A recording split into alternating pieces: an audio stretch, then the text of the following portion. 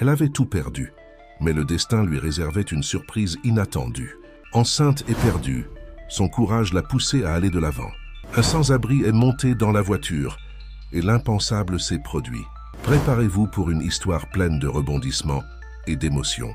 Si cette histoire vous a intéressé, n'oubliez pas de vous abonner à notre chaîne et de nous dire de quelle ville vous nous regardez. On continue. Je vais traduire l'histoire en français et adapter les noms des personnages et des lieux pour qu'ils soient français. Je vais maintenir la longueur originale de l'histoire et continuer jusqu'à atteindre la limite de sortie maximale. Lorsque vous me direz de continuer, je reprendrai là où je me suis arrêté. À la fin de l'histoire, j'écrirai « Fin de l'histoire ». Voici le début de la traduction. Les lustres en cristal scintillaient au-dessus de leur tête, répandant une chaude lueur dans la somptueuse salle de bal du manoir du Bois.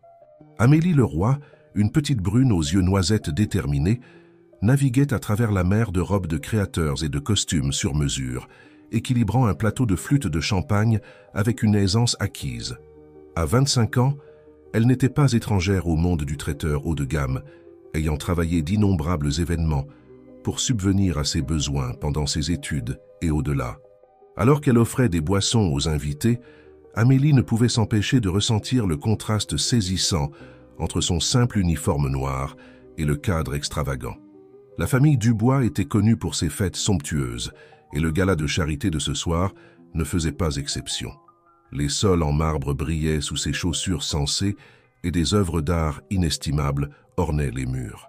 C'était un monde bien éloigné du modeste appartement qu'elle partageait avec sa colocataire dans le centre de Paris. « Excusez-moi, mademoiselle », un homme âgé distingué aux cheveux argentés et aux yeux bienveillants attira son attention. « Pourriez-vous apporter un verre d'eau à ma femme à la table 7 ? Elle ne se sent pas bien. » Amélie acquiesça avec un sourire chaleureux. « Bien sûr, monsieur. » Tout de suite. Alors qu'elle se tournait pour se diriger vers la cuisine, elle entendit des bribes de conversation flotter autour d'elle. « Avez-vous entendu parler de la nouvelle entreprise du vieux Dubois ? J'ai entendu dire qu'il prévoit de faire don de millions à l'hôpital pour enfants. Un homme si généreux, après tout ce qu'il a traversé. » Sa curiosité piquée, Amélie enregistra ces informations tout en se frayant un chemin à travers la foule. Elle avait toujours été fascinée par la vie de l'élite fortunée, non par envie, mais par un intérêt sincère à comprendre ce qui façonnait leur vision du monde et leurs décisions. Ayant grandi dans le système de l'aide sociale à l'enfance, elle avait acquis une perspective unique sur la vie et se demandait souvent quelles étaient les familles et les histoires derrière ces grandes façades. Alors qu'elle poussait les portes battantes pour entrer dans la cuisine animée, les sons des verres qui s'entrechoquent et des casseroles qui grésillent l'enveloppèrent. « De l'eau pour la table 7 », lança-t-elle à l'un de ses collègues serveurs qui prépara rapidement la boisson demandée. Amélie prit un moment pour reprendre son souffle, s'appuyant contre un comptoir en acier inoxydable frais. Son collègue, Jacques, s'approcha d'elle avec un sourire complice. « Comment ça se passe là-bas, Cendrillon ? Prête à échanger ton tablier contre une robe de bal ?» Elle leva les yeux au ciel avec bonne humeur. « Très drôle. Tu sais que je suis juste ici pour faire mon travail et payer mes factures, comme toi. » Jacques haussa les épaules. « On ne peut pas reprocher à un gars de rêver. En parlant de ça, as-tu entendu parler du drame familial des Dubois? Apparemment, il y a un grand secret autour duquel ils marchent tous sur des œufs ce soir. » Avant qu'Amélie ne puisse en demander davantage, la voix tranchante du responsable du traiteur coupa à travers le bavardage de la cuisine. « Leroy, la table 7 attend toujours cette eau. Bougez-vous !» Avec un rapide hochement de tête, Amélie saisit le verre et se dirigea de nouveau vers la mêlée. Alors qu'elle se frayait un chemin entre les tables, elle ne pouvait se défaire de l'impression que quelque chose était différent ce soir. Il y avait un courant sous-jacent de tension dans l'air, à peine perceptible sous le vernis des sourires polis et des bavardages. Elle livra l'eau au couple reconnaissant à la table 7, puis continua sa tournée, remplissant les verres et débarrassant les verres vides. Au fil de la soirée, ses pieds commencèrent à lui faire mal, et elle aspirait à un moment de calme loin du bourdonnement constant des conversations et du tintement des couverts. Pendant une accalmie dans le service, Amélie décida de faire une pause rapide. Elle se glissa dans un couloir faiblement éclairé, loin de l'espace principal de l'événement. Les sons de la fête s'estompèrent, remplacés par le doux tic-tac d'une horloge de grand-père antique.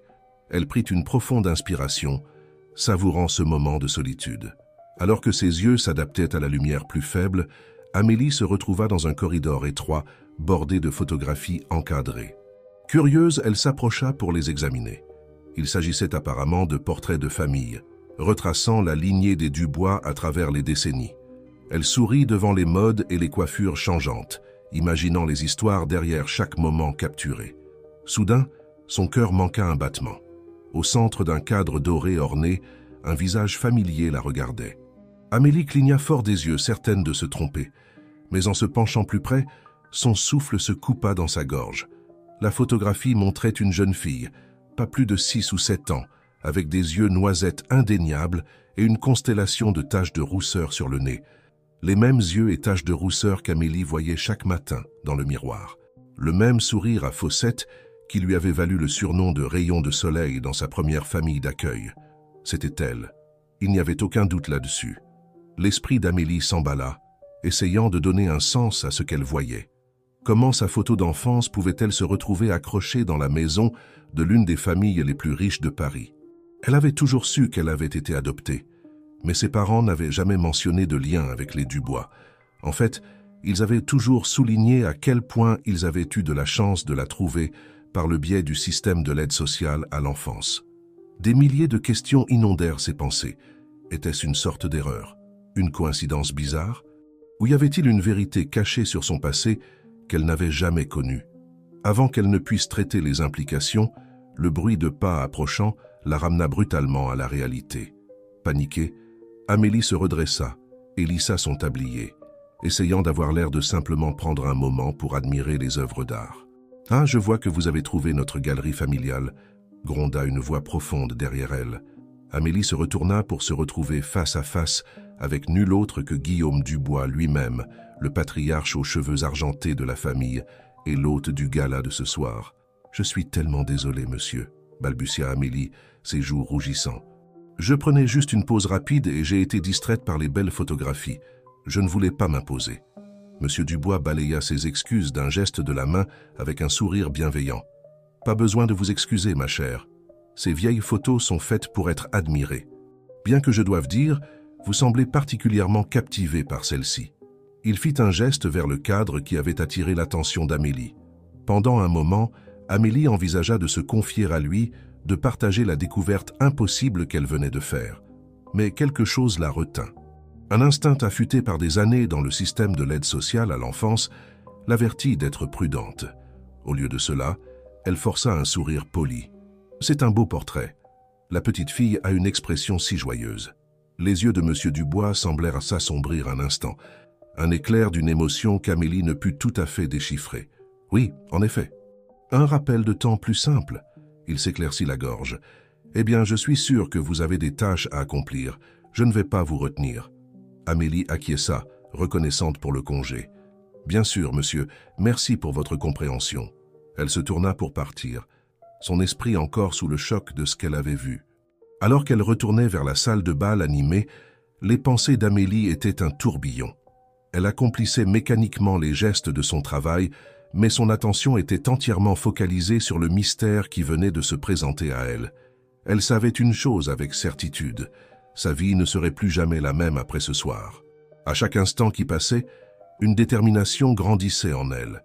Elle découvrirait la vérité derrière cette photographie, quoi qu'il en coûte. Amélie ne savait pas que cette découverte inattendue n'était que le début d'un voyage qui remettrait en question tout ce qu'elle pensait savoir sur elle-même, sa famille et le pouvoir de la foi face à l'adversité. Alors que le gala se poursuivait autour d'elle, le cœur d'Amélie battait la chamade, mêlant excitation et appréhension. Elle était tombée par hasard sur un indice de son propre passé, caché à la vue de tous dans les murs de ce magnifique manoir. Quels que soient les secrets qui l'attendaient, elle était prête à y faire face, guidée par une conviction inébranlable que la vérité finirait par triompher. Les jours suivants, le gala des Dubois passèrent comme dans un brouillard pour Amélie. Elle accomplissait machinalement sa routine quotidienne, servir des tables au café local, assister à ses cours du soir à l'université, mais son esprit revenait constamment à la photographie dans le manoir. L'image de son jeune moi, figée dans le temps dans ce cadre orné, hantait ses pensées et ses rêves. Et, par un après-midi d'automne frais, Amélie se retrouva assise dans son endroit préféré du jardin des Tuileries, un vieux journal en cuir ouvert sur ses genoux. Elle avait commencé à tenir un journal peu après avoir quitté le système de l'aide sociale à l'enfance, trouvant du réconfort à coucher ses pensées sur le papier. Maintenant, elle griffonnait furieusement, essayant de donner un sens aux émotions tumultueuses qui tourbillonnaient en elle. « Et si tout ce que je pensais savoir sur moi-même était faux ?» écrivit-elle, sa plume appuyant fort contre la page. « Qui suis-je vraiment et pourquoi ma photo était-elle dans cette maison ?» Une rafale de vent fit bruisser les feuilles dorées au-dessus d'elle, et Amélie frissonna, resserrant son cardigan autour de ses épaules. Elle leva les yeux, observant les familles qui se promenaient, les enfants riant et se poursuivant sur les pelouses soigneusement entretenues. Un pincement de nostalgie traversa son cœur. Malgré l'amour et les soins qu'elle avait reçus de ses parents adoptifs, il y avait toujours eu une partie d'elle qui se demandait qui était sa famille biologique, quelles circonstances avaient conduit à son placement en famille d'accueil. Maintenant, cette interrogation s'était transformée en un besoin urgent de connaître la vérité. Prenant une profonde inspiration, Amélie prit une décision. Elle ne pouvait pas simplement ignorer ce qu'elle avait vu. Elle avait besoin de réponses et la seule façon de les obtenir était de commencer à creuser. Mais par où commencer? Son premier instinct fut de parler à ses parents adoptifs, Thomas et Élise Leroy.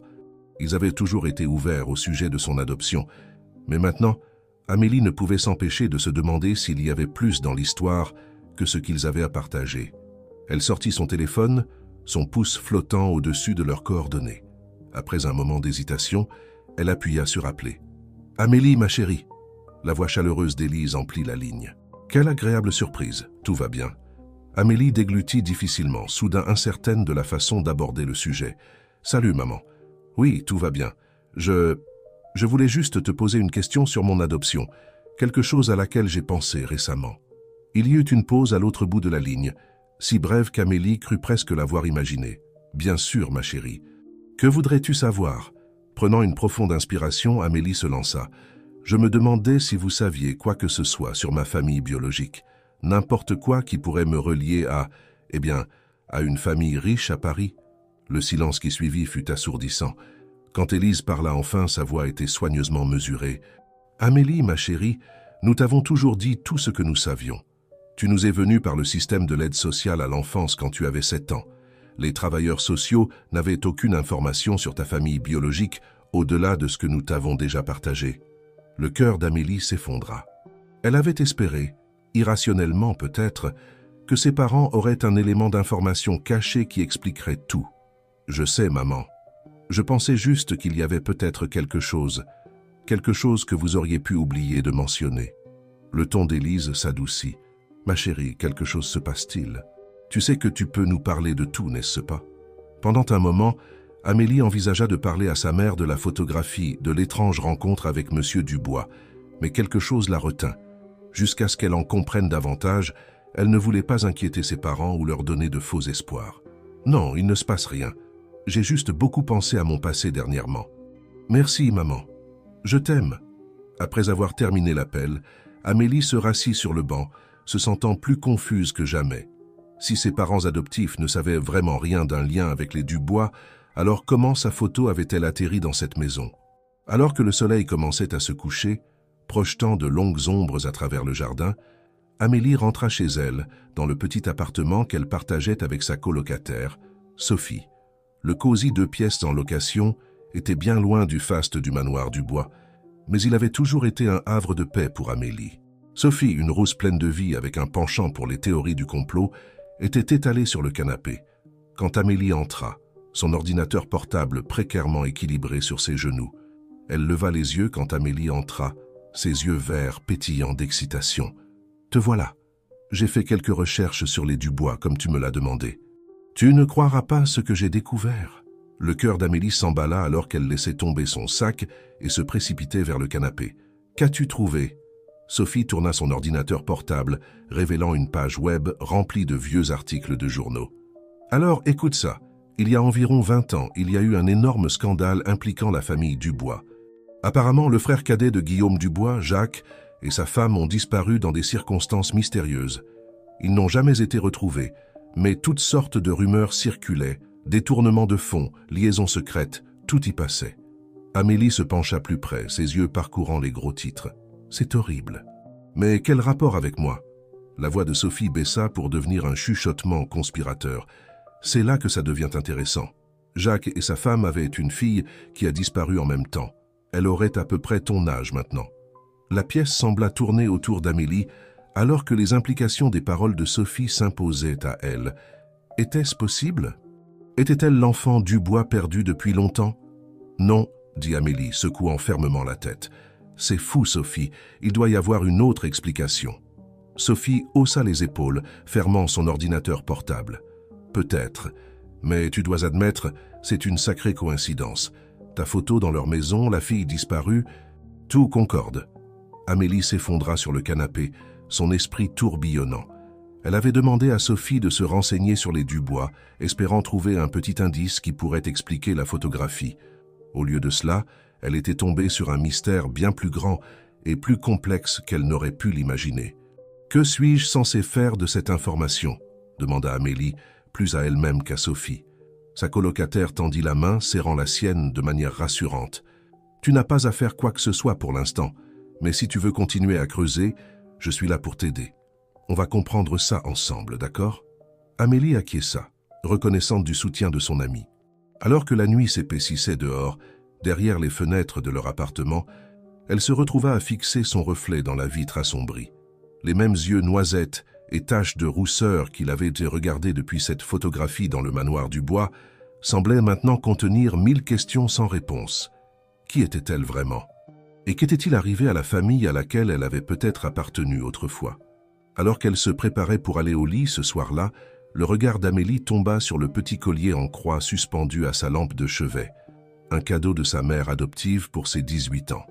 Elle tendit la main, passant ses doigts sur le métal froid, ressentant soudain une vague de réconfort. « Quelle que soit la vérité, quoi que je sois censé découvrir, s'il te plaît, guide-moi. » Avec cette prière silencieuse, Amélie glissa dans un sommeil agité, inconsciente que sa quête de réponse était sur le point de l'entraîner sur un chemin qui remettrait en question tout ce qu'elle pensait savoir sur la famille, la foi et le pouvoir de la vérité pour guérir même les blessures les plus profondes.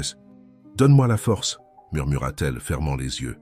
Les semaines suivantes trouvèrent Amélie dans un état d'anticipation constante, son esprit bouillonnant de possibilités et de questions.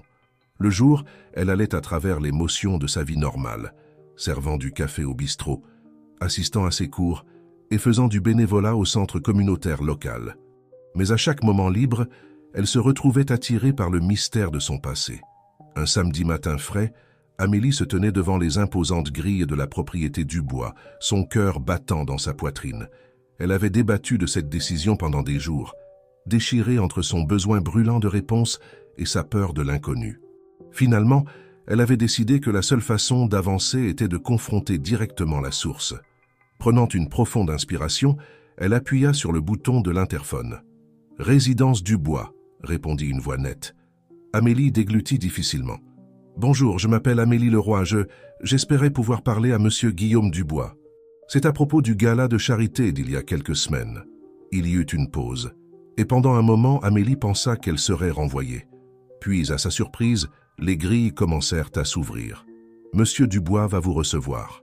Veuillez vous rendre à l'entrée principale. » Alors qu'Amélie remontait l'allée sinueuse, le manoir se dressait devant elle, encore plus imposant à la lumière du jour qu'il ne l'avait été la nuit du gala.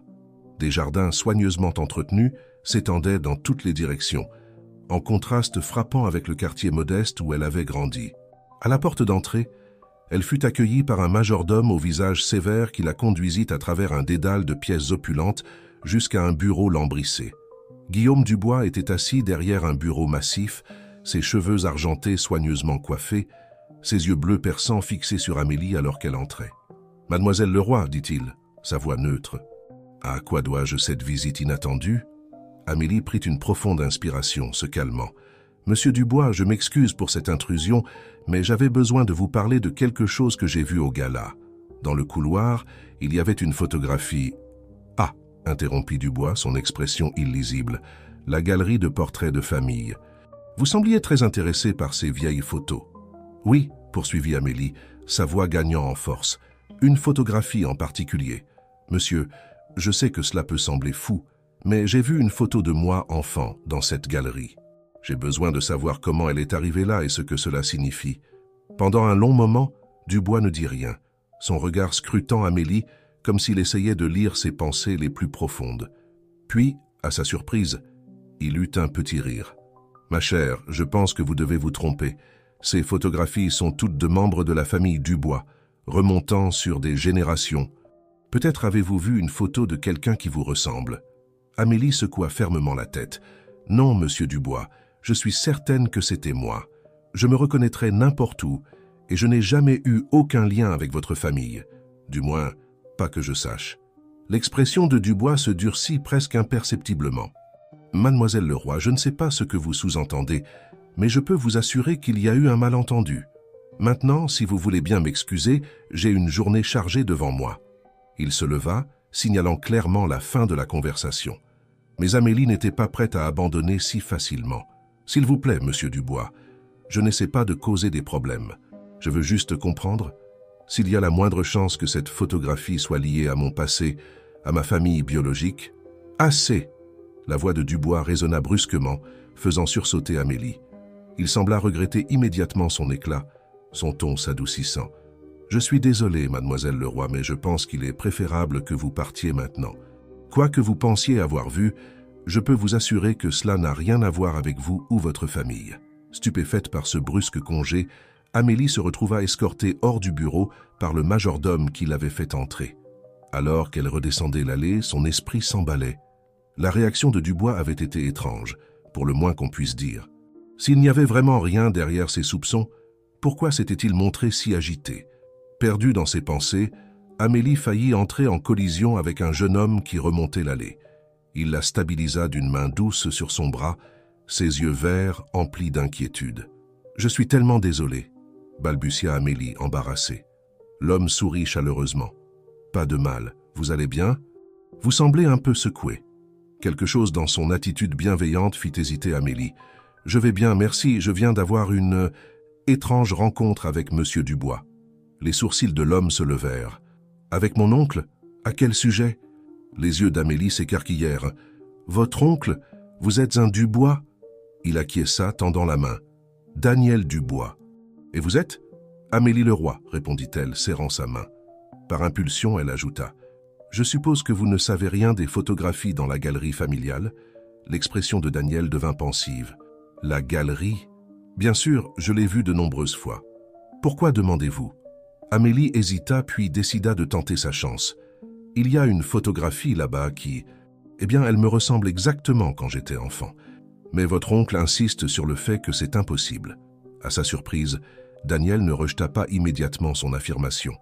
Au lieu de cela, il fronça légèrement les sourcils. « C'est étrange. Écoutez, je sais que nous venons de nous rencontrer, mais voudriez-vous prendre un café?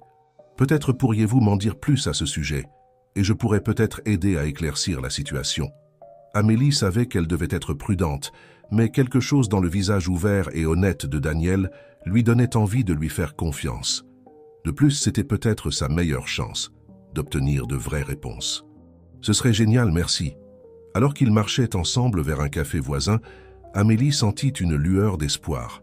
Peut-être Daniel pourrait-il fournir la pièce manquante de ce puzzle qui semblait devenir plus complexe de jour en jour. Au-dessus de tasses de café fumantes, Amélie partagea son histoire avec Daniel, la découverte de la photographie, sa conversation avec ses parents adoptifs et l'étrange réaction de Guillaume Dubois. Daniel écouta attentivement, le front plissé de concentration. « Je dois admettre que tout cela est très étrange, » dit-il quand elle eut terminé. « Je n'ai jamais entendu parler de membres de la famille perdue ou d'adoption mystérieuse dans notre histoire familiale. Mais d'un autre côté, il y a beaucoup de choses sur le passé de ma famille qui ne sont pas ouvertement discutées. » Amélie se pencha en avant avec empressement. « Que voulez-vous dire ?» Daniel soupira, passant une main dans ses cheveux. « Eh bien, il y a eu un incident il y a environ 20 ans, impliquant mon oncle Jacques, le frère cadet de Guillaume. Lui et sa femme ont disparu dans des circonstances peu claires. Il y avait toutes sortes de rumeurs à l'époque, mais la famille n'en a jamais vraiment parlé. » Le cœur d'Amélie s'emballa alors qu'elle se souvenait des recherches de Sophie. Avait-il un enfant? Les yeux de Daniel s'écarquillèrent légèrement. « Oui, ils en avaient éteint une petite fille. Elle a disparu avec eux. Comment le saviez-vous ?»« Ma colocataire a trouvé de vieux articles de presse, » expliqua Amélie, son esprit tourbillonnant. « Daniel, est-il possible? Pourrais-je être cette petite fille ?» Le silence qui suivit était lourd de possibilités. Daniel étudia intensément le visage d'Amélie, comme s'il cherchait une ressemblance familiale. « Je ne sais pas, » dit-il finalement. « Mais si c'est le cas, cela expliquerait beaucoup de choses sur la réaction de mon oncle et sur la photographie. » Amélie se sentit étourdie par les implications. Si elle était vraiment l'enfant du bois perdu depuis longtemps, qu'est-ce que cela signifiait pour sa vie, pour son identité? Et que s'était-il vraiment passé avec ses parents il y a toutes ces années? « Que devrais-je faire ?»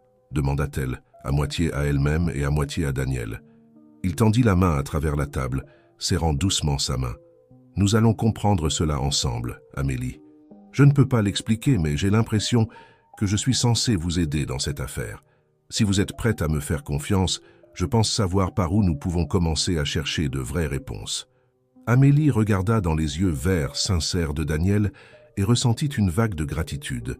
Pour la première fois depuis le début de ce voyage, elle ne se sentait pas seule. « Merci, » dit-elle doucement. « Je vous fais confiance. » Alors qu'ils quittèrent le café, s'avançant dans l'air frais d'automne, Amélie ressentit un mélange d'excitation et d'appréhension. Elle était un pas plus près de découvrir la vérité sur son passé, mais elle savait que le chemin à parcourir ne serait pas facile. Il y avait clairement des forces puissantes à l'œuvre, essayant de garder certains secrets enfouis. Mais avec Daniel à ses côtés et sa propre détermination pour la motiver, Amélie était prête à affronter tous les défis qui se présenteraient. Elle toucha le petit collier en croix à son cou, puisant de la force dans sa présence familière. « Quoi qu'il arrive, » pensa-t-elle, « j'y ferai face avec courage et foi. » Amélie ne savait pas que sa quête de vérité était sur le point de découvrir un réseau de secrets bien plus complexe et vaste qu'elle n'aurait jamais pu l'imaginer. Le voyage à venir allait mettre à l'épreuve non seulement sa détermination, mais aussi ses croyances sur la famille, la loyauté et la nature même de l'identité. Les teintes dorées de l'automne avaient cédé la place au froid vif du début de l'hiver, alors qu'Amélie et Daniel approfondissaient le mystère entourant son possible lien avec la famille Dubois. Leurs recherches les avaient menés à travers des archives poussiéreuses, de vieilles coupures de presse et d'innombrables tasses de café partagées lors de sessions de stratégie nocturne. Par un matin glacial de décembre, Amélie se retrouva une fois de plus à la Bibliothèque nationale de France, entourée de piles de vieux dossiers et de bobines de microfilms. Elle se frotta les yeux fatigués, essayant de se concentrer sur le texte flou devant elle. Daniel était assis en face d'elle, le front plissé de concentration, alors qu'il parcourait un épais classeur de dossiers financiers. « Quelque chose ?» demanda Amélie, pleine d'espoir. Daniel soupira, se renversant dans sa chaise. « Rien de concret pour l'instant, mais j'ai trouvé quelque chose d'étrange dans les registres de la fondation caritative de la famille datant de l'époque de la disparition de mon oncle Jacques.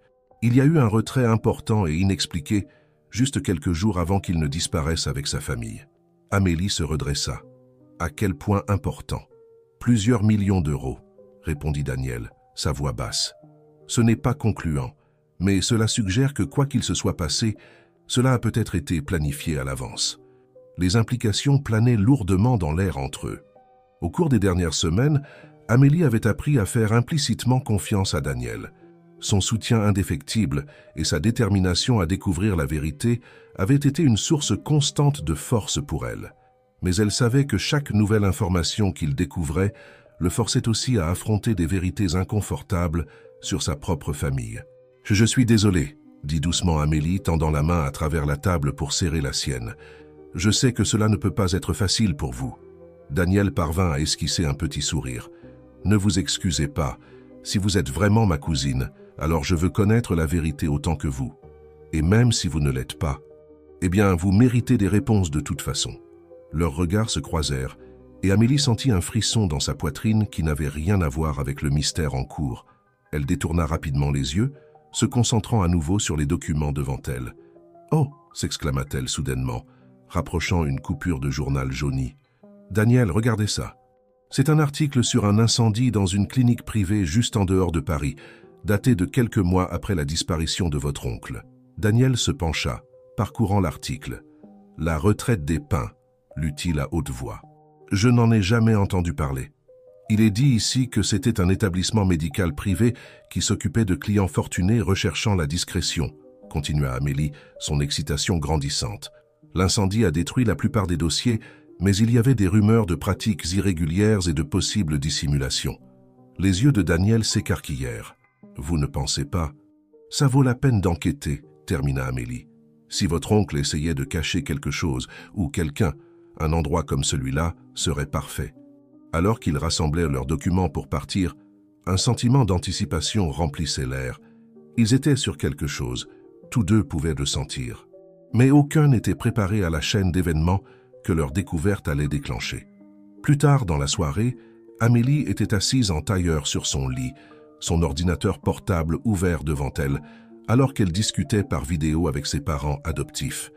Les visages inquiets de Thomas et Élise Leroy remplissaient l'écran. « Ma chérie, » commença Élise, sa voix douce, « es-tu sûre de vouloir continuer à poursuivre cette affaire? Nous t'aimons et nous ne voulons pas te voir blessée. » Amélie sourit, touchée par leur inquiétude. « Je sais, maman, et je vous aime tellement tous les deux, mais j'ai besoin de connaître la vérité. Je promets que je suis prudente. » Thomas hocha la tête, ses yeux bienveillants plissés au coin. « Nous comprenons, ma puce. Souviens-toi simplement que, quoi que tu découvres, tu seras toujours notre fille. » Des larmes piquèrent les yeux d'Amélie. « Merci, » murmura-t-elle.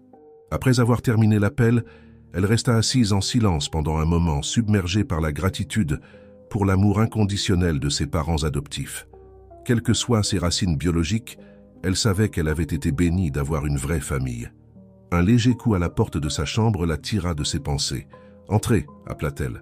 Sophie passa la tête, ses boucles rousses aussi sauvages que jamais. « Hé, comment ça s'est passé avec les parents ?» Amélie sourit. « Bien, ils sont inquiets, mais compréhensifs. » Sophie se laissa tomber sur le lit à côté d'elle. « Et comment ça se passe avec Monsieur Grand, Brun et Dubois? Des étincelles qui volent pendant que vous jouez les détectives ?»« Sophie !» s'exclama Amélie, sentant ses joues s'échauffer. « Ce n'est pas comme ça. Daniel m'aide juste à trouver des réponses. En plus, il pourrait être mon cousin. »« Pourrait être » souligna Sophie avec un clin d'œil. « De toute façon, tu ne peux pas nier qu'il y a une certaine alchimie là-bas. » Avant qu'Amélie ne puisse protester davantage, son téléphone vibra avec un message de Daniel. « Rendez-vous au café demain matin. Je pense que j'ai trouvé quelque chose de gros. » Le lendemain se leva gris et pluvieux, correspondant à l'humeur nerveuse d'Amélie alors qu'elle se hâtait vers le café où elle travaillait autrefois. Daniel était déjà là, occupant un box au fond, une enveloppe manila sur la table devant lui. « Qu'est-ce que c'est ?» demanda Amélie, essoufflée, en se glissant sur le siège en face de lui. Daniel jeta un coup d'œil autour de lui avant de se pencher en avant. « J'ai fait appel à un ami qui travaille aux archives départementales. Il a trouvé quelque chose d'intéressant sur la retraite des pins. » Il sortit un document de l'enveloppe et le fit glisser sur la table. Le cœur d'Amélie s'emballa alors qu'elle lisait le texte décoloré. C'était un formulaire d'admission de patients, daté de quelques jours après la disparition de Jacques Dubois.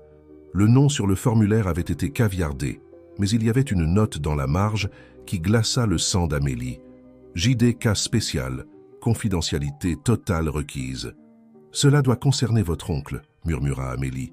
Daniel acquiesça gravement. « Et regardez le nom du médecin traitant. » Amélie haleta. « Docteur Elisabeth Chen, le même nom que l'épouse actuelle de Guillaume Dubois. » Mais cela voudrait dire... Amélie s'interrompit, son esprit tournoyant avec les implications. « Que ma tante Elisabeth savait ce qui était arrivé à l'oncle Jacques, » termina Daniel, « et qu'elle le garde secret depuis toutes ces années. » Le poids de cette nouvelle information s'abattit sur eux comme une lourde couverture. Si Elisabeth Chen avait été impliquée depuis le début, jusqu'où allait cette tromperie? Et qu'est-ce que cela signifiait pour le lien d'Amélie avec la famille? Alors qu'ils restaient assis dans un silence stupéfait, aucun des deux ne remarqua la silhouette qui les observait de l'autre côté de la rue, un téléphone pressé contre son oreille, alors qu'elle faisait un rapport à une autorité invisible. Le mystère s'approfondissait, et à chaque nouvelle révélation, les enjeux semblaient s'élever. Amélie ne pouvait se débarrasser du sentiment qu'ils étaient sur le point de découvrir une vérité qui changerait tout, pas seulement pour elle, mais pour toute la famille Dubois. Elle tendit la main vers son collier en croix, une habitude qu'elle avait développée lorsqu'elle se sentait dépassée. Alors que ses doigts tracèrent la forme familière, elle adressa une prière silencieuse pour obtenir des conseils et de la force. Quoi qu'il y ait devant, elle savait qu'elle aurait besoin des deux en abondance. La main de Daniel couvrit la sienne, chaude et rassurante. « Nous allons comprendre cela, Amélie. » Ensemble, elle croisa son regard, puisant du réconfort dans la détermination qu'elle y voyait. Oui, ils découvriraient la vérité, peu importe où cela les mènerait. Mais alors qu'ils quittèrent le café, s'avançant dans la journée maussade, aucun d'eux n'aurait pu anticiper la tempête qui se préparait, une tempête de secrets longtemps enfouis et d'alliances inattendues qui allaient bientôt tous les engloutir. La révélation sur le lien du docteur Elizabeth Chen avec la retraite des Pins avait envoyé des ondes de choc à travers l'enquête d'Amélie et Daniel. Alors que les jours raccourcissaient et que l'hiver resserrait son emprise sur Paris, leur recherche de réponses s'intensifia. Par un matin glacial de début janvier, Amélie se retrouva à faire les 100 pas dans la longueur de son petit appartement, le téléphone pressé contre son oreille alors qu'elle écoutait la voix excitée de Daniel. « J'ai réussi à retrouver une ancienne employée de la retraite des Pins, » dit-il, ses mots se bousculant dans une ruée. « Elle a accepté de nous rencontrer, mais elle est nerveuse. Elle dit avoir signé un accord de confidentialité il y a des années. » Le cœur d'Amélie s'emballa. « Cela pourrait être notre grande percée, Daniel. Quand pouvons-nous la rencontrer ?»« Ce soir, » répondit-il. « Je passerai vous prendre à 19h. » Alors qu'Amélie raccrochait, un mélange d'anticipation et d'anxiété tourbillonnait dans son estomac. Ils se rapprochèrent de quelque chose de gros. Elle pouvait le sentir. Mais à chaque pas en avant, les enjeux semblaient s'élever, et un sentiment de malaise persistait à l'arrière de son esprit. Ce soir-là, la voiture élégante de Daniel s'arrêta devant l'immeuble d'Amélie. Alors qu'elle se glissait sur le siège passager, elle ne put s'empêcher de remarquer la tension dans sa mâchoire, la prise serrée de ses mains sur le volant. « Ça va ?» demanda-t-elle doucement. Daniel parvint à esquisser un faible sourire. « Juste nerveux, je suppose. Tout ce que nous avons découvert jusqu'à présent, ça me fait remettre en question tout ce que je pensais savoir sur ma famille. » Amélie tendit la main, serrant doucement son bras. « Quoi que nous découvrions, nous y ferons face ensemble. » Leurs regards se croisèrent un instant, et Amélie sentit ce frémissement désormais familier dans sa poitrine. Elle détourna rapidement les yeux, se rappelant la situation complexe dans laquelle ils se trouvaient. Le trajet les conduisit à un petit café en périphérie de la ville.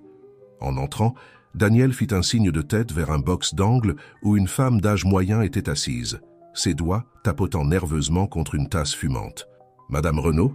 dit Daniel en s'approchant. « Je suis Daniel Dubois et voici Amélie Leroy. Merci d'avoir accepté de nous rencontrer. » Les yeux de la femme passèrent de l'un à l'autre, la peur et la détermination se battant dans son expression. « Je ne devrais pas faire ça, » marmonna-t-elle, « mais je ne peux plus garder le silence. Pas après ce que j'ai vu. » Amélie se pencha en avant, sa voix douce. « Ah, tout ce que vous pourrez nous dire, Madame Renaud, nous promettons de garder votre implication confidentielle. » Prenant une profonde inspiration, Madame Renaud commença son histoire. « J'étais infirmière à la retraite des Pins pendant près d'une décennie. Nous nous occupions de toutes sortes de cas, des riches qui se désintoxiquaient, des chirurgies discrètes, ce genre de choses. Mais il y avait un patient qui était différent, un homme qui était gardé dans une aile privée, isolé de tous les autres. » Daniel et Amélie échangèrent un regard. « Quand était-ce » demanda Daniel. « Il y a environ 20 ans, » répondit Madame Renaud. « Je n'ai jamais su son nom complet. Nous n'étions autorisés à le désigner que par JD, mais j'ai surpris des choses. Il avait été victime d'une sorte d'accident, avait une amnésie. Il y avait des discussions sur le fait de le garder caché, sur de grosses sommes d'argent qui changèrent de main. L'esprit d'Amélie s'emballait. Ce patient mystérieux pouvait-il avoir été Jacques Dubois, l'oncle de Daniel? Y avait-il un enfant avec lui? Demanda Amélie avec hésitation. Madame Renaud secoua la tête. Pas d'enfant que j'ai jamais vu, mais il y avait une femme qui venait parfois en visite. Jeune, belle, elle partait en larmes à chaque fois.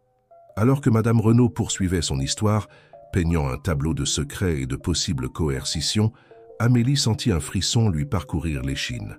Les pièces commençaient à s'assembler, mais l'image qu'elle formait était plus sombre qu'elle ne l'avait imaginée. Soudain, Madame Renaud se raidit, les yeux fixés sur un point par-dessus l'épaule d'Amélie. « Oh non !» murmura-t-elle. « Il est là. Je dois partir. » Avant qu'Amélie ou Daniel ne puissent réagir, Madame Renaud avait rassemblé ses affaires et s'était précipitée hors du café. Confus, ils se retournèrent pour voir ce qui l'avait effrayé.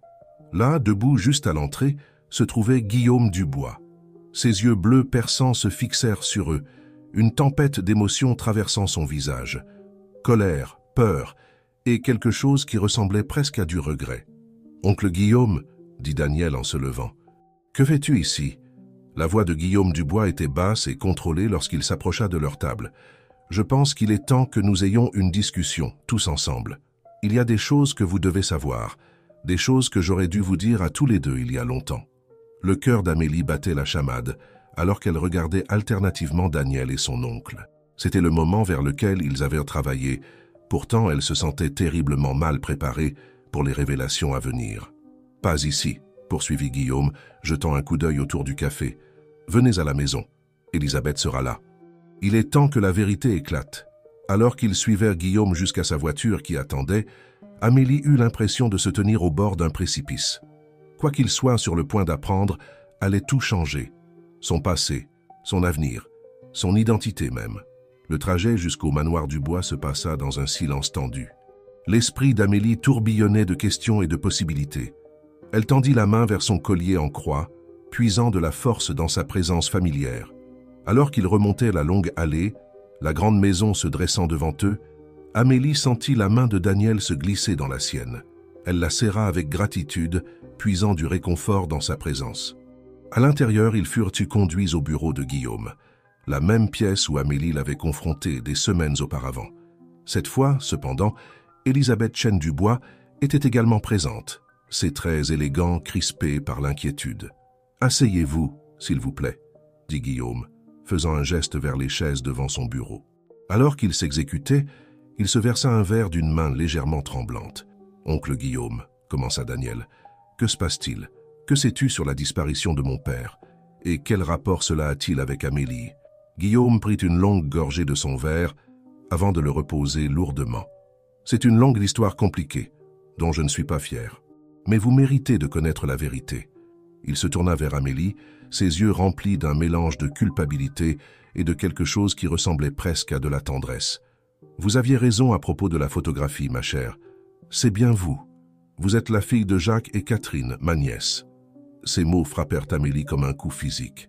Même si elle l'avait soupçonné, même espéré cette vérité, l'entendre confirmer était bouleversant. Elle s'agrippa aux accoudoirs de sa chaise, se stabilisant. « Mais comment? Pourquoi ?» réussit-elle à demander. Guillaume soupira lourdement. Cela n'aurait jamais dû se passer ainsi. Jacques, votre père, avait découvert des irrégularités dans les finances de l'entreprise. Il allait exposer un stratagème qui aurait fait tomber non seulement notre famille, mais des dizaines d'autres. J'ai essayé de raisonner avec lui, de lui faire voir le tableau d'ensemble. Alors que l'histoire de Guillaume se déroulait, un récit d'espionnage industriel, d'un accident mis en scène et d'une tentative désespérée de protéger l'héritage familial, Amélie eut l'impression que le sol se dérobait sous ses pieds. La vérité était bien plus complexe et moralement ambiguë qu'elle ne l'avait imaginé. Jacques Dubois n'était pas mort dans l'accident, mais il avait été gravement blessé, laissé avec une amnésie sévère. Dans les suites, Guillaume avait pris la décision déchirante de le garder caché à la retraite des Pins, croyant que c'était le seul moyen de protéger à la fois Jacques et la famille des retombées de ses découvertes. « Et moi ?» demanda Amélie, sa voix à peine plus qu'un murmure. « Qu'en est-il de moi ?» Ce fut Elisabeth qui répondit, sa voix pleine de remords. « Vous étiez si jeune, à peine plus qu'un bébé. Nous pensions vous protéger en vous plaçant dans le système de l'aide sociale à l'enfance. Vous donner une chance d'avoir une vie normale, loin de tout cela. » La pièce tomba dans le silence alors que le poids de ces révélations s'abattait sur eux tous. L'esprit d'Amélie tournoyait, essayant de traiter tout ce qu'elle venait d'apprendre. Elle était une Dubois par le sang, et pourtant, elle avait été élevée loin de ce monde de richesse et de secrets. Ses parents ne l'avaient pas abandonnée. Ils lui avaient été arrachés par des circonstances hors de leur contrôle. Au fur et à mesure que la nuit avançait et que de nouveaux détails étaient révélés, Amélie se retrouva aux prises avec un tourbillon d'émotions. Colère face à la tromperie, chagrin pour les années perdues avec ses parents biologiques, confusion quant à sa place dans cette dynamique familiale complexe. À travers tout cela, Daniel resta une présence constante à ses côtés, son propre choc et son incrédulité reflétant les siens. Alors que la première lueur de l'aube commençait à filtrer à travers les fenêtres du bureau, Amélie réalisa que ce n'était que le début. La vérité était sortie, mais ses conséquences restaient à se déployer. Elle toucha son collier en croix, une prière pour obtenir des conseils sur ses lèvres. Quoi qu'il arrive ensuite, elle savait que sa vie ne serait plus jamais la même. Le voyage pour découvrir son passé l'avait menée à un carrefour, un où les lignes entre famille, devoir et identité personnelle se brouillaient. Alors qu'elle regardait autour d'elle les visages de sa famille nouvellement retrouvés, la détermination empreinte de culpabilité de Guillaume, le remords larmoyant d'Élisabeth et le soutien inébranlable de Daniel, Amélie savait que le véritable défi était à venir. Comment allait-elle concilier la vie qu'elle avait connue avec la vérité de son héritage? Et plus important encore, qui voulait-elle être maintenant qu'elle connaissait la vérité? Les réponses à ces questions ne viendraient pas facilement, mais alors que le nouveau jour se levait, Amélie se sentit prête à affronter ce qui l'attendait, avec courage, avec foi, et avec l'espoir que même dans les secrets les plus sombres, la rédemption pouvait être trouvée. Les jours qui suivirent les révélations dans le bureau de Guillaume Dubois passèrent comme dans un brouillard pour Amélie. Elle avait l'impression de vivre dans un rêve, ou peut-être un cauchemar, incapable de saisir pleinement la réalité de sa nouvelle identité. Le manoir Dubois, autrefois symbole de mystère et de richesse, se dressait maintenant comme un rappel tangible de la vie qui lui avait été enlevée. Par un matin frais, une semaine après cette nuit fatidique, Amélie se retrouva à errer dans les vastes jardins de la propriété, son souffle formant de petits nuages dans l'air froid. Les jardins soigneusement entretenus, maintenant en dormance pour l'hiver, semblaient refléter le paysage aride de ses émotions. Amélie, elle se retourna pour voir Daniel s'approcher, les mains enfoncées dans les poches de son manteau de laine. Sa présence avait été une source constante de réconfort dans le chaos de la semaine passée, un pont entre son ancienne vie et ce nouvel avenir incertain. « Comment tenez-vous le coup » demanda-t-il, marchant à ses côtés. Amélie parvint à esquisser un faible sourire. « Honnêtement, je ne suis pas sûr. C'est encore tellement écrasant. » Daniel acquiesça, la compréhension dans ses yeux. « Je ne peux même pas imaginer ce que vous traversez. Découvrir que vous faites partie de cette famille, après tout. C'est justement ça, » dit Amélie, sa voix se brisant. « Est-ce que je fais partie de cette famille ? Je veux dire biologiquement, oui, mais je ne connais pas ces gens. Je ne connais pas ce monde. » Ils s'arrêtèrent près d'une fontaine gelée, ses lignes élégantes adoucies par une fine couche de neige. Daniel se tourna pour lui faire face, son expression sincère. « Vous avez raison, vous ne nous connaissez pas. Pas encore. Mais nous voulons vous connaître, Amélie. Nous tous. Même l'oncle Guillaume, à sa manière. » Amélie soupira, son souffle se cristallisant dans l'air entre eux. « Je sais, et une partie de moi le veut aussi. Mais une autre partie, Daniel, je ne peux pas simplement oublier la vie que j'ai vécue, les parents qui m'ont élevé, les expériences qui m'ont façonné. Je ne sais pas comment concilier ces deux mondes. » Comme pour confirmer ses paroles, le téléphone d'Amélie vibra dans sa poche. Elle le sortit pour voir un message de Sophie. « Hé, rayon de soleil, je vérifie juste comment tu vas. Tes parents adoptifs ont encore appelé, ils s'inquiètent. Appelle-moi quand tu peux. » Une vague de culpabilité submergea Amélie. Dans le tourbillon des découvertes et du drame familial, elle avait négligé les personnes qui avaient toujours été là pour elle. « Je dois y aller, » dit-elle brusquement. « J'ai besoin de temps pour réfléchir. » Daniel sembla déçu, mais hocha la tête avec compréhension. « Bien sûr. Rappelez-vous juste que vous n'êtes pas seule dans tout ça, Amélie. Quoi que vous décidiez, je suis là pour vous. » Alors qu'Amélie retournait vers la chambre d'amis où elle séjournait, elle sentit le poids des attentes peser sur elle. Les Dubois espéraient clairement qu'elle embrasserait sa place dans la famille, mais pouvait-elle vraiment appartenir à ce monde d'anciennes fortunes et de secrets longtemps enfouis? Plus tard dans l'après-midi, Amélie était assise en tailleur sur le lit luxueux, son ordinateur portable ouvert devant elle, alors qu'elle passait un appel vidéo à ses parents adoptifs. Les visages inquiets de Thomas et Élise Leroy remplissèrent l'écran. « Oh, ma chérie, » dit Élise, les yeux brillants de larmes. « Nous étions tellement inquiets. »« Tu vas bien ?» Amélie sentit ses propres yeux se remplir de larmes. « Je vais bien, maman, papa. C'est juste, ça a été beaucoup à assimiler. » Thomas se pencha en avant, son visage bienveillant marqué par l'inquiétude. « Nous comprenons, ma puce. Découvrir ta famille biologique, ça doit être bouleversant. Mais tu sais que nous sommes là pour toi, n'est-ce pas ? Quoi qu'il arrive. Je sais, murmura Amélie, la gorge serrée. Je vous aime tellement tous les deux. Vous êtes mes parents, peu importe ce que dit la biologie. J'espère que vous le savez. Alors que la conversation se poursuivait, Amélie ressentit un sentiment d'ancrage qui lui avait manqué depuis les révélations sur sa véritable identité. L'amour inconditionnel et le soutien de ses parents adoptifs étaient un baume pour son cœur confus. Après avoir terminé l'appel, Amélie resta assise en silence pendant un long moment, ses pensées tourbillonnant. Elle était une Dubois par le sang, oui, mais elle était une Leroy dans son cœur. Comment pouvait-elle honorer les deux parties de son identité? Un léger coup à la porte la tira de sa rêverie. « Entrez !» appela-t-elle. À sa surprise, ce fut Elisabeth Chen Dubois qui entra, l'air inhabituellement hésitante. « Amélie, ma chère, j'espère que je ne dérange pas. » Amélie secoua la tête, faisant signe à Elisabeth de s'asseoir. Un silence gêné s'installa entre elles, des années d'histoire non dites flottant dans l'air. Finalement, Elisabeth parla, sa voix douce. « Je veux que vous sachiez, je n'ai jamais cessé de penser à vous. Toutes ces années, je vous ai suivi de loin, m'assurant que vous étiez en sécurité, heureuse. » Amélie ressentit un mélange d'émotions à cette révélation, de la colère face au secret, mais aussi une étrange forme de réconfort de savoir qu'elle n'avait pas été complètement oubliée. « Pourquoi ?» demanda-t-elle simplement. Les yeux d'Elisabeth brillèrent de larmes contenues. « Parce que vous êtes de la famille, parce que j'ai fait une terrible erreur en acceptant de vous tenir à l'écart, et je l'ai regretté chaque jour depuis.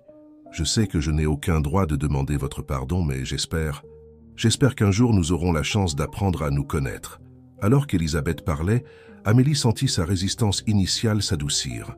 Elle vit devant elle non pas l'épouse polissée de la haute société, mais une femme portant le poids d'années de culpabilité et de regret. « Je ne peux rien promettre, » dit lentement Amélie, « mais je suis prête à essayer.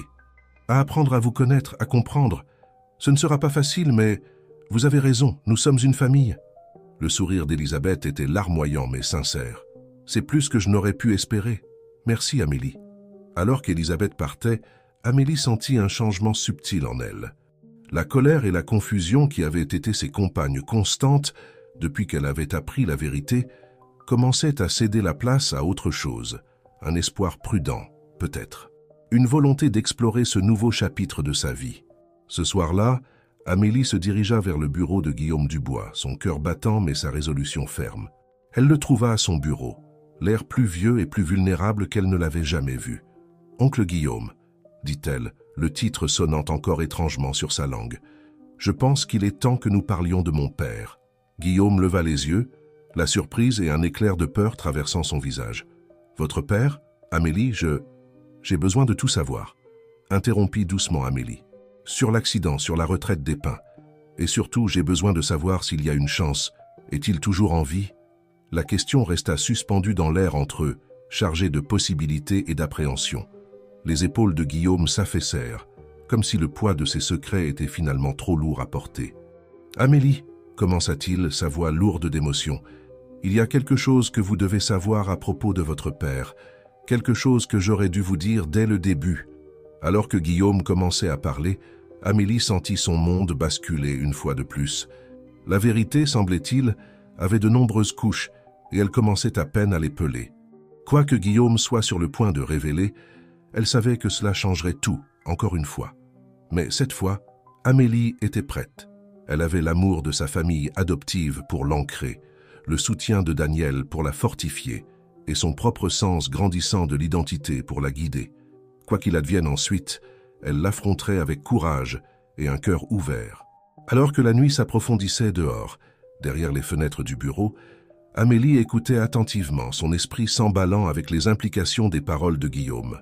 Le voyage pour comprendre son passé était loin d'être terminé, mais pour la première fois depuis que tout cela avait commencé, elle ressentait une lueur d'espoir pour l'avenir, un avenir où elle pourrait peut-être combler le fossé entre ces deux mondes et trouver une place où elle appartiendrait vraiment. Le chemin à parcourir ne serait pas facile, mais Amélie commençait à réaliser que les défis auxquels elle faisait face étaient aussi des opportunités, des chances de redéfinir la famille, d'explorer les profondeurs du pardon et de découvrir la force qui résidait dans son propre cœur. Le bureau semblait se rétrécir autour d'Amélie alors qu'elle se penchait en avant, suspendant chaque mot de Guillaume Dubois. Le feu crépitant dans la cheminée projetait des ombres dansantes à travers la pièce, reflétant les émotions tumultueuses qui tourbillonnaient en elle. « Votre père, commença Guillaume, sa voix lourde du poids de secrets longtemps gardés. Jacques, il n'est pas mort dans cet accident il y a 20 ans. » Le souffle d'Amélie se bloqua dans sa gorge. Même si elle l'avait soupçonné, avait espéré, l'entendre confirmer, envoya une secousse à travers tout son être. « Il est vivant ?» murmura-t-elle, osant à peine y croire. Guillaume hocha lentement la tête. « Oui, mais c'est compliqué. L'accident l'a laissé avec de graves blessures, à la fois physiques et mentales. Sa mémoire a été brisée, son identité perdue. » Alors que Guillaume continuait son récit, Amélie eut l'impression de regarder une tapisserie complexe se tisser devant ses yeux. L'histoire qui se déroulait en était une de désespoir, de protection mal guidée et de conséquences involontaires.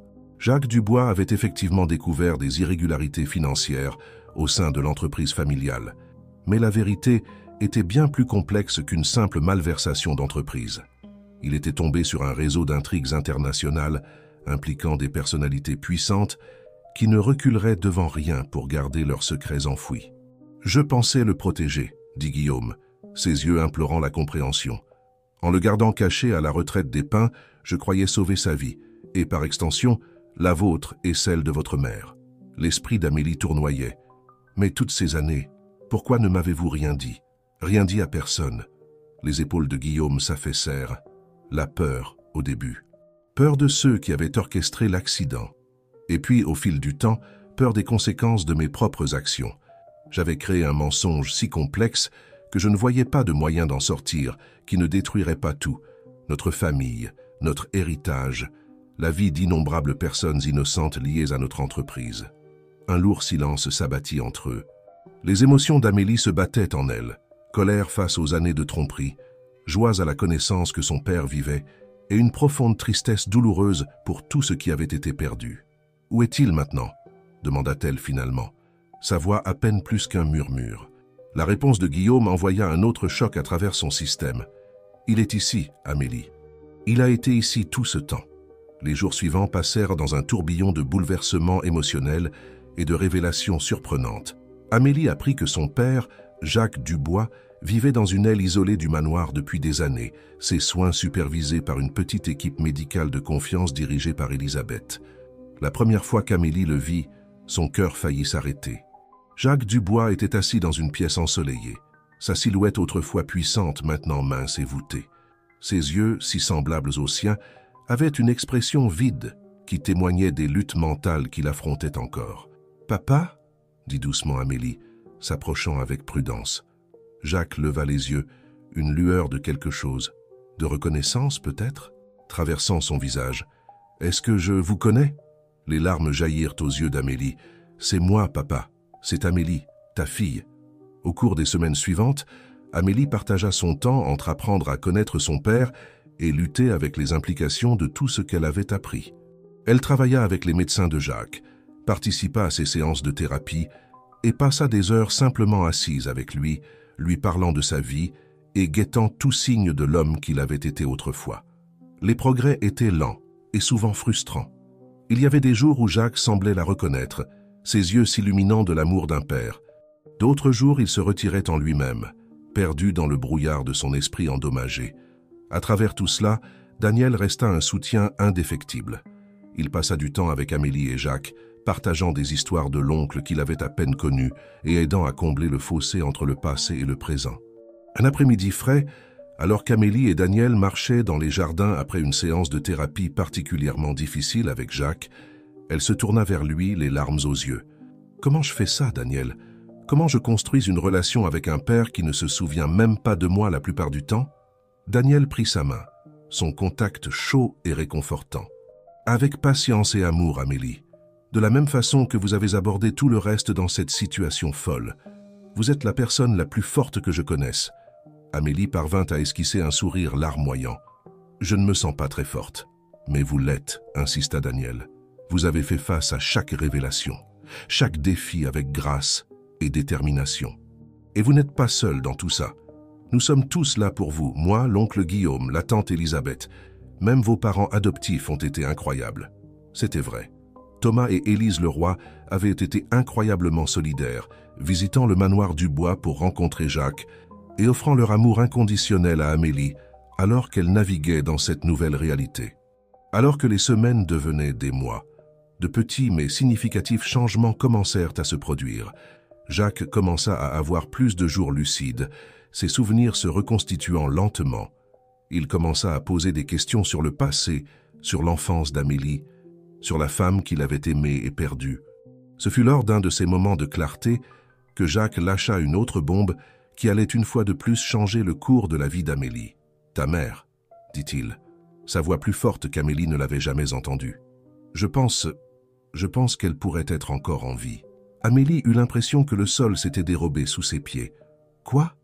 Mais comment? » « Tout le monde a dit qu'elle était morte dans l'accident avec toi. » Jacques secoua la tête, la frustration évidente alors qu'il luttait pour rassembler des souvenirs fragmentés. « Je me souviens d'un plan pour la protéger, pour l'envoyer au loin jusqu'à ce que ce soit sûr. Mais ensuite l'accident. Tout a mal tourné. » Cette nouvelle révélation envoya des ondes de choc à travers toute la famille Dubois. Guillaume était stupéfait, insistant sur le fait qu'il avait vraiment cru que Catherine Dubois avait péri aux côtés de Jacques. Elisabeth se jeta dans les recherches, fouillant dans les vieux dossiers et contactant des connaissances de l'époque où elle travaillait à la retraite des Pins. Pour Amélie, c'était comme si son monde avait été à nouveau retourné. La possibilité que sa mère soit vivante quelque part là-bas la remplissait d'un mélange d'espoir et d'appréhension. Et si elle la trouvait, qu'est-ce que cela signifierait pour la fragile nouvelle dynamique familiale qu'ils étaient en train de construire? Alors que la recherche de Catherine Dubois commençait sérieusement, Amélie se trouvait à un carrefour. Elle avait parcouru un long chemin dans la compréhension de son passé et la création de liens avec sa famille biologique. Mais le voyage, semblait-il, était loin d'être terminé. Tard dans la nuit, incapable de dormir, Amélie se tenait à la fenêtre de sa chambre dans le manoir du bois, contemplant les jardins éclairés par la lune. Elle caressa le collier en croix qui avait été son compagnon constant à travers tout cela, puisant de la force dans sa présence familière. Un léger coup à la porte la tira de sa rêverie. C'était Daniel, l'inquiétude gravée sur son visage. « J'ai vu votre lumière allumée, » dit-il doucement. « Vous n'arrivez pas à dormir ?» Amélie secoua la tête. « Je pense juste à tout. Daniel, et si nous la trouvons? Et si ma mère est vraiment là-bas ?» Daniel vint se tenir à côté d'elle, sa présence a un réconfort dans l'obscurité. « Alors nous y ferons face ensemble, comme nous avons fait face à tout le reste. Quoi qu'il arrive, Amélie, vous avez maintenant toute une famille derrière vous, biologique et choisie. » Alors qu'ils se tenaient là, regardant la nuit, Amélie ressentit une vague de gratitude pour les tournants inattendus qui l'avaient menée à ce moment. Elle s'était lancée dans la découverte de la vérité sur son passé, sans jamais imaginer le réseau complexe de famille, de loyauté et d'amour qu'elle découvrirait. Le chemin à venir était incertain, rempli de joie et de chagrin potentiels en parts égales. Mais alors qu'Amélie s'appuyait légèrement contre l'épaule solide de Daniel, elle savait que quoi qu'il arrive ensuite, elle était prête à y faire face. La recherche de Catherine Dubois se profilait devant eux, un nouveau chapitre dans cette saga continue de secrets familiaux et de liens redécouverts. Alors que les premières lueurs de l'aube commençaient à strider le ciel, Amélie fit une promesse silencieuse à elle-même et à la famille qu'elle apprenait encore à connaître. Elle mènerait cela à bien, où que cela les mène, avec courage, compassion et un cœur ouvert. La vérité l'avait menée jusque-là. Maintenant, il était temps de voir où l'espoir les mènerait tous. La recherche de Catherine Dubois consuma la famille au cours des mois suivants. Le manoir Dubois, autrefois bastion de secrets, bourdonnait maintenant d'activité alors que des détectives privés, des chercheurs et des membres de la famille travaillaient sans relâche pour découvrir toute trace de la mère longtemps perdue d'Amélie. Amélie se retrouva au centre de ce tourbillon, partageant son temps entre créer des liens avec son père en convalescence, Jacques, et éplucher de vieux documents et photographies à la recherche d'indices. Le tribut émotionnel était immense, mais elle puisait sa force dans les liens grandissants avec sa famille, nouvellement retrouvée, et le soutien indéfectible de Daniel. Par un après-midi chaud de printemps, Amélie était assise en tailleur sur le sol de la bibliothèque du manoir, entourée de boîtes de vieux papiers. Daniel entra, portant 2 tasses de café fumantes. « J'ai pensé que vous pourriez avoir besoin d'une pause, » dit-il, lui tendant une tasse et s'installant à côté d'elle. Amélie sourit avec gratitude, inhalant l'arôme riche. « Merci. J'ai l'impression d'avoir fixé ces papiers pendant des jours. » Daniel jeta un coup d'œil aux documents éparpillés. « Du succès. » Elle soupira, passant une main dans ses cheveux. « Peut-être. Il y a un nom récurrent dans certaines des anciennes correspondances de papa. Un endroit appelé le repos du Havre en Bretagne. Il est mentionné plusieurs fois dans les mois précédant l'accident. » Les sourcils de Daniel se levèrent. « Ça semble prometteur. Avez-vous parlé à l'oncle Guillaume ?» Amélie acquiesça. « Il est en train d'enquêter. Mais Daniel, j'ai peur. Et si nous la trouvons? Et si nous ne la trouvons pas? Je ne sais pas ce qui serait pire à ce stade. » Daniel passa un bras autour de ses épaules, l'attirant près de lui. « Quoi qu'il arrive, nous y ferons face ensemble. Vous avez toute une famille derrière vous maintenant, vous vous souvenez ?» Amélie se blottit dans son étreinte, puisant du réconfort dans sa présence constante. Au cours des derniers mois, leur relation s'était approfondie, évoluant en quelque chose qui brouillait les lignes entre famille et autre chose. Ni l'un ni l'autre n'y avait encore mis un nom, tous deux conscients des dynamiques familiales complexes en jeu. Leur moment fut interrompu par un coup à la porte. Guillaume Dubois entra, son visage un mélange d'excitation et d'appréhension. « Amélie, Daniel, dit-il, sa voix tendue d'émotion contenue. Nous avons trouvé quelque chose. Une femme correspondant à la description de Catherine vit dans une petite ville près du repos du Havre depuis 2 décennies. Elle se fait maintenant appeler Catherine Havre. » Le cœur d'Amélie s'emballa. « Est-ce vraiment elle ?» Guillaume hocha lentement la tête. « Nous pensons que oui. L'âge, le timing, tout correspond. J'ai envoyé notre détective le plus fiable pour prendre contact, pour expliquer doucement la situation. » Les jours qui suivirent furent un flou d'anticipation nerveuse. Amélie se jeta dans les préparatifs, incertaine si elle se préparait pour des retrouvailles joyeuses ou une déception déchirante. Jacques, traversant l'une de ses périodes les plus lucides, était une source constante à la fois de réconfort et d'anxiété. Ses souvenirs de Catherine revenaient par fragments, chaque réminiscence un rappel doux amer des années perdues. « Elle aimait l'océan », dit-il à Amélie un soir alors qu'ils étaient assis dans sa chambre. Elle disait que les vagues lui rappelaient que la vie était toujours en mouvement, toujours en marche. C'est pourquoi elle voulait t'appeler Amélie. Ça signifie industrieuse et qui s'efforce. Les larmes piquèrent les yeux d'Amélie. J'aimerais pouvoir me souvenir d'elle. Jacques serra sa main. Tu la connaîtras à nouveau, ma chérie. D'une manière ou d'une autre, tu la connaîtras à nouveau. Une semaine après la découverte initiale, Guillaume reçut des nouvelles du détective. Catherine Havre avait accepté une rencontre. Les Dubois s'envoleraient pour la Bretagne le lendemain. Alors qu'Amélie faisait sa valise ce soir-là, ses mains tremblant légèrement, Sophie fit irruption dans la chambre, ses boucles rousses aussi sauvages que jamais. « N'ose même pas penser que tu vas faire ça sans moi », annonça-t-elle, laissant tomber un sac de sport sur le lit. « J'ai été avec toi depuis le début de ce voyage fou, et je le verrai jusqu'au bout. » Amélie ressentit une vague d'affection pour son amie loyale. « Sophie, tu n'as pas à... »« Économise ta salive, rayon de soleil », interrompit Sophie avec un sourire. « Je viens. Fin de la discussion. En plus, quelqu'un doit garder un œil sur toi et le beau gosse Dubois. » Amélie rougit à la référence à Daniel, mais ne discuta pas. Avoir Sophie avec elle serait un lien bienvenu avec la vie qu'elle avait connue avant que tout cela ne commence. Le lendemain matin, un petit groupe se rassembla sur la piste privée où l'avion des Dubois attendait. Guillaume, Elisabeth, Daniel, Jacques, accompagnés de son infirmière, Amélie et Sophie montèrent à bord de l'avion, chacun perdu dans ses propres pensées sur ce qui les attendait. Alors qu'ils survolèrent le pays, Amélie regardait par la fenêtre, l'esprit tourbillonnant. Elle pensait à ses parents adoptifs, Thomas et Élise, qui l'avaient serré fort dans leurs bras avant son départ, l'assurant de leur amour quoi qu'il arrive. Elle pensait aux Dubois, cette famille compliquée qu'elle apprenait encore à connaître. Et elle pensait à la mère dont elle ne se souvenait pas mais qui lui avait toujours manqué. Le vol semblait à la fois interminable et beaucoup trop court. Avant qu'Amélie ne s'en rende compte, ils atterrissaient dans un petit aéroport en Bretagne. Une voiture les attendait pour les conduire à la petite ville côtière où Catherine Havre avait fait sa maison depuis 20 ans. Alors qu'ils roulaient à travers le paysage pittoresque, l'anxiété d'Amélie montait. Daniel, sentant sa détresse, prit sa main, la serrant de manière rassurante. De son autre côté, Sophie lia leurs bras. Une démonstration silencieuse de soutien. Ils s'arrêtèrent devant une modeste maison surplombant l'Atlantique. Le soleil se couchait, peignant le ciel de teintes brillantes d'orange et de rose. Alors qu'ils sortirent de la voiture, la porte d'entrée de la maison s'ouvrit. Une femme sortit sur le porche, ses cheveux noirs striés d'argent pris dans la brise océanique. Elle était plus âgée que sur les photos qu'Amélie avait vues, des lignes de rire et de chagrin gravées sur son visage. Mais ses yeux, les yeux d'Amélie, étaient vifs et alertes alors qu'il balayait le groupe. Ses yeux se posèrent sur Amélie et le temps sembla s'arrêter.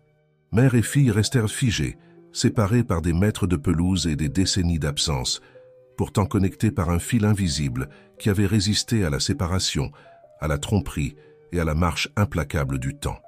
Amélie, la voix de Catherine, était à peine plus qu'un murmure, mais elle portait sur le vent. Amélie sentit des larmes couler sur ses joues. « Maman !» À ce moment-là, la distance entre elles s'évanouit. Catherine se précipita en avant, alors qu'Amélie s'avançait à sa rencontre.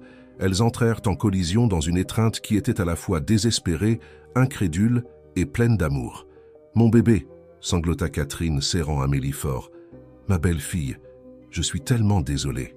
Je suis tellement désolée. » Amélie ne pouvait pas parler, pouvait à peine respirer à travers ses larmes.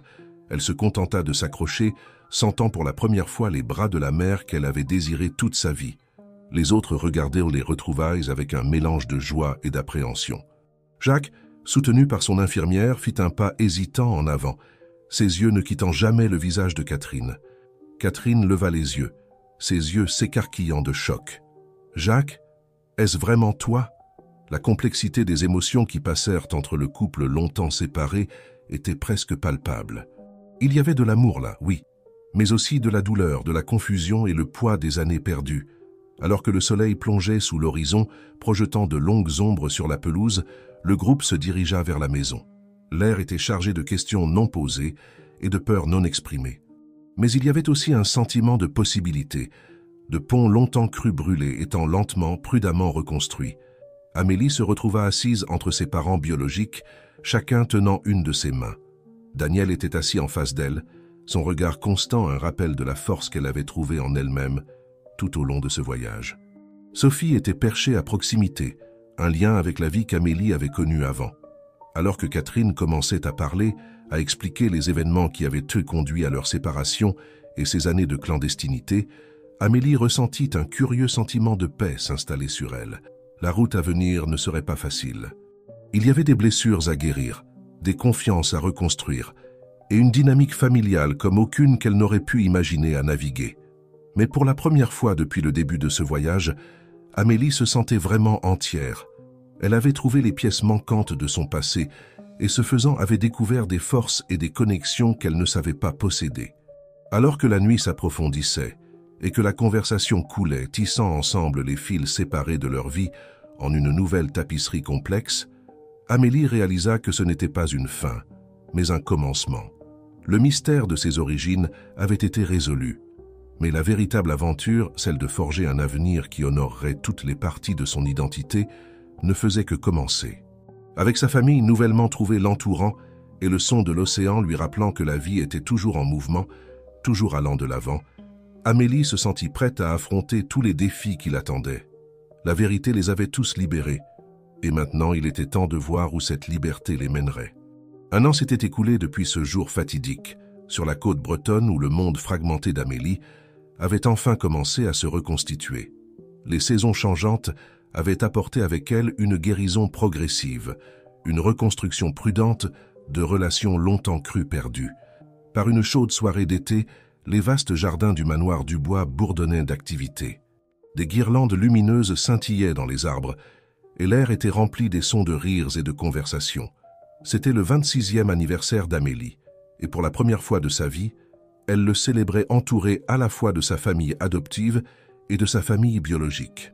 Amélie se tenait près de la roseraie, contemplant la scène devant elle. Thomas et Élise Leroy, ses parents adoptifs, étaient plongés dans une conversation avec Catherine Havre-Dubois, tous trois riant d'une blague partagée. Cette vision réchauffait le cœur d'Amélie, témoignage de l'amour inconditionnel qui avait permis à cette famille peu conventionnelle de s'épanouir. À proximité, Jacques Dubois était assis dans son fauteuil roulant, sa santé grandement améliorée au cours de l'année écoulée. Il régalait Sophie et quelques amis universitaires d'Amélie avec des histoires de sa jeunesse, ses yeux pétillants d'une malice qui avait été absente depuis trop longtemps. Guillaume et Élisabeth Dubois circulaient parmi les invités, le poids des secrets passés ne courbant plus leurs épaules. La vérité avait été difficile, mais son dévoilement avait apporté une paix qu'aucun d'entre eux n'aurait cru possible. Un sou pour tes pensées. Amélie se retourna pour trouver Daniel à côté d'elle, 2 verres de champagne à la main. Elle en accepta un avec un sourire, s'appuyant légèrement contre lui. « Je pensais juste à quel point les choses ont changé, » dit-elle doucement. « Il y a 1 an, je n'aurais jamais pu imaginer cela. » Daniel acquiesça, son bras glissant autour de sa taille. Leur relation s'était approfondie au fil des mois, se transformant en un amour à la fois passionné et ancrant. Ils avaient navigué dans les eaux complexes de leur connexion familiale, découvrant que leur lien était assez fort pour résister aux circonstances inhabituelles de leur rencontre. « Tu nous as tous étonnés, tu sais, » dit Daniel, déposant un baiser sur sa tempe. « La façon dont tu as géré tout ça nous a tous rassemblés. Tu es extraordinaire, Amélie. » Elle rougit du compliment, mais avant qu'elle ne puisse répondre, un tintement de verre attira l'attention de tous. Catherine se tenait au centre du rassemblement, son visage rayonnant d'émotion. « J'aimerais porter un toast, » commença-t-elle, sa voix portant à travers la foule silencieuse. « À ma magnifique fille, Amélie. Il y a 1 an, tu es entrée dans ma vie comme un tourbillon, bouleversant tout ce que je croyais savoir. Tu m'as montré le vrai sens du courage, du pardon, de l'amour. » Amélie sentit des larmes piquer ses yeux alors que sa mère continuait. « Tu as apporté la guérison non seulement à moi, mais à toute notre famille. Tu as jeté des ponts entre des mondes que nous pensions à jamais séparés. Et tu as fait tout cela avec une grâce et une force qui me laissent admirative. » Jacques se fit rouler en avant, prenant la main de Catherine. « À Amélie, fit-il écho, sa voix forte et claire, qui nous a tous appris que la famille n'est pas définie uniquement par le sang, mais par l'amour que nous choisissons de nous donner les uns aux autres. À Amélie !» Le cœur résonna à travers le jardin, et Amélie se sentit enveloppée d'une vague d'amour et d'acceptation. Alors que la fête se poursuivait autour d'eux, Amélie trouva des moments de calme avec chacune des personnes qui avaient joué un rôle dans son voyage. Elle s'assit avec Guillaume, qui était devenu l'oncle dont elle ne savait pas qu'elle avait besoin, discutant de plans pour qu'elle prenne un rôle plus actif dans la fondation caritative de la famille. « Tu as un don pour rassembler les gens, » lui dit-il. « Nous pourrions utiliser cela dans nos programmes de sensibilisation. » Élisabeth la prit à part, lui présentant un délicat médaillon. À l'intérieur se trouvait une minuscule photographie de Catherine tenant Amélie bébé. « J'ai gardé ceci pendant des années, » confessa Élisabeth, en attendant le bon moment. « J'espère que tu pourras me pardonner pour le rôle que j'ai joué en vous gardant séparés. » Amélie serra étroitement sa tante dans ses bras. « Il n'y a rien à pardonner, » murmura-t-elle. « Nous sommes une famille maintenant. C'est tout ce qui compte. » Au fil de la soirée, Amélie se retrouva de nouveau dans la roseraie, cette fois avec ses 2 couples de parents. La vue de les voir ensemble, unis dans leur amour pour elle, la remplissait d'une joie qu'elle ne pouvait exprimer avec des mots. « Nous avons quelque chose pour toi, » dit Élise, échangeant des regards avec Catherine et Jacques. Elle tendit à Amélie un livre magnifiquement relié. En l'ouvrant, Amélie eut le souffle coupé. C'était un album photo, mais différent de tous ceux qu'elle avait vus auparavant. Sur chaque page se trouvaient des photographies de son enfance, mais à côté d'elle, il y avait des espaces vides, attendant d'être remplis. « Nous ne pouvons pas changer le passé, » expliqua doucement Thomas. « Mais nous avons pensé peut-être que nous pourrions commencer à créer de nouveaux souvenirs. Ensemble !» Catherine acquiesça, les yeux brillants. « Nous avons manqué tant de choses de ta vie, ma chérie, mais si tu nous le permets, nous aimerions faire partie de ton avenir. » Amélie regarda les 4 visages devant elle, les parents qui l'avaient élevée et les parents qui lui avaient donné la vie. Tous avaient fait des erreurs, tous avaient fait face à des choix impossibles. Mais tous l'aimaient, inconditionnellement et complètement. « J'aimerais beaucoup », réussit-elle à dire à travers ses larmes. « J'aimerais beaucoup ça. » Alors que la fête commençait à s'estomper, Amélie se retrouva une fois de plus au bord du jardin, Daniel à ses côtés. Ils contemplèrent les lumières scintillantes de la ville en contrebas, un silence confortable entre eux.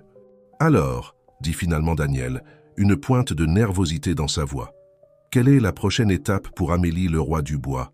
Le monde t'appartient maintenant. » Amélie réfléchit à la question.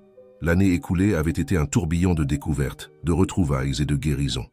Elle avait trouvé sa place au sein de la famille Dubois, tout en s'accrochant fermement à l'amour des Leroy. Elle avait découvert des vérités longtemps enfouies, et forger de nouveaux liens qui défiaient les définitions conventionnelles de la famille. Mais plus que tout, elle s'était découverte elle-même.